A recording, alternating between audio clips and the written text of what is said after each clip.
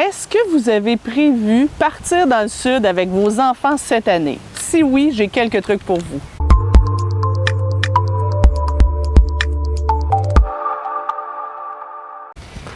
Bonjour, mon nom est Nancy Doyon, je suis votre coach familial et c'est l'heure de votre capsule SOS Nancy, tournée au Mexique.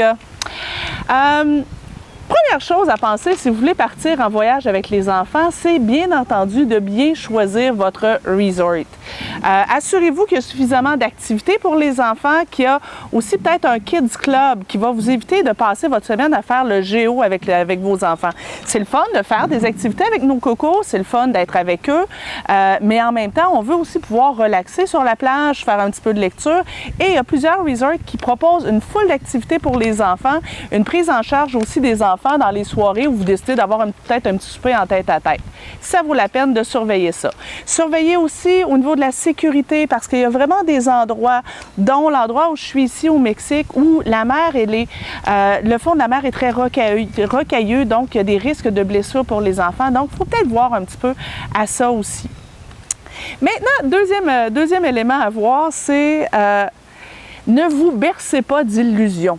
Vos enfants ne vont pas tout à coup, parce que vous êtes dans le sud, se transformer en petits anges. Si les frères et les sœurs passent leur temps à se quereller à la maison, ils ne vont pas se mettre à bien s'entendre par magie.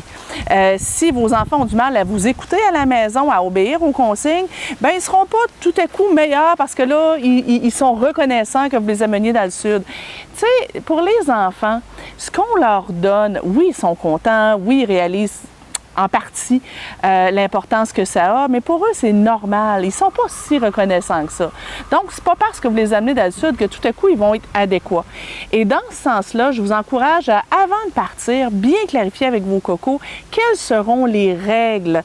Vous entendre un peu aussi sur les routines. À quelle heure vous avez l'intention d'y coucher? Est-ce qu'ils vont se coucher à 1h du matin à tous les soirs puis avoir une humeur de pouette le lendemain? Qu'est-ce que vous prévoyez comme couple faire en cas de non-respect des exigences. Donc, si Antoine, dans le sud, commence à avoir des cornes sur la tête, passe son temps à picosser sa sœur, lancer du sable, être désagréable, qu'est-ce que vous prévoyez faire? Et là, je vous encourage à, en début de semaine, peut-être être un peu plus sévère que vous le seriez d'habitude.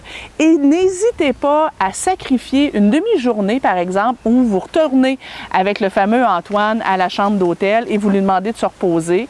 Une demi-journée, sacrifiez la demi-journée pour passer le reste d'une semaine qui est beaucoup plus agréable.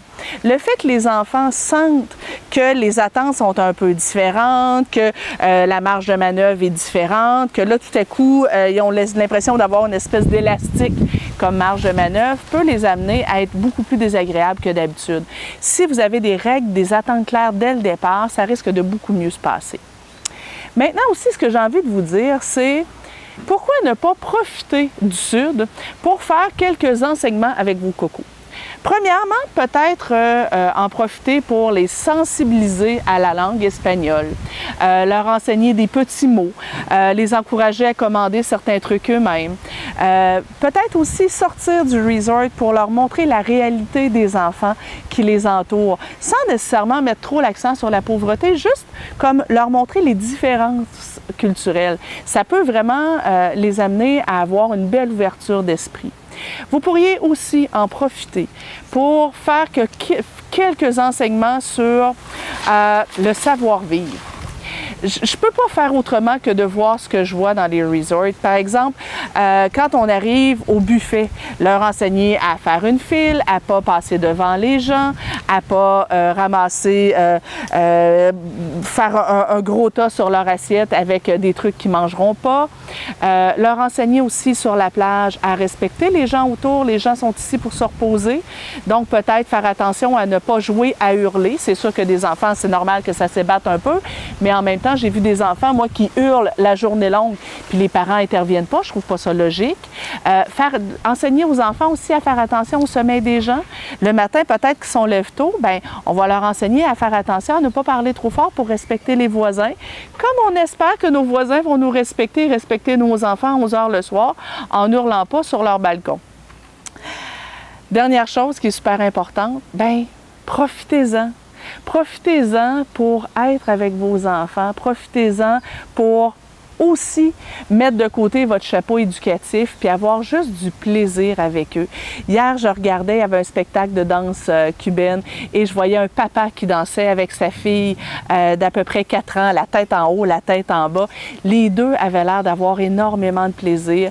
Moi, ça m'a amené à avoir une espèce de boule au ventre parce que je m'ennuie de ce moment-là avec ma fille. Ma fille, maintenant, est rendue à 17 ans. Et je me disais, ouais, ben, je suis contente d'en avoir profité. Donc, le plus important, c'est profitez-en. Bye bye, bonnes vacances, je retourne aux miennes.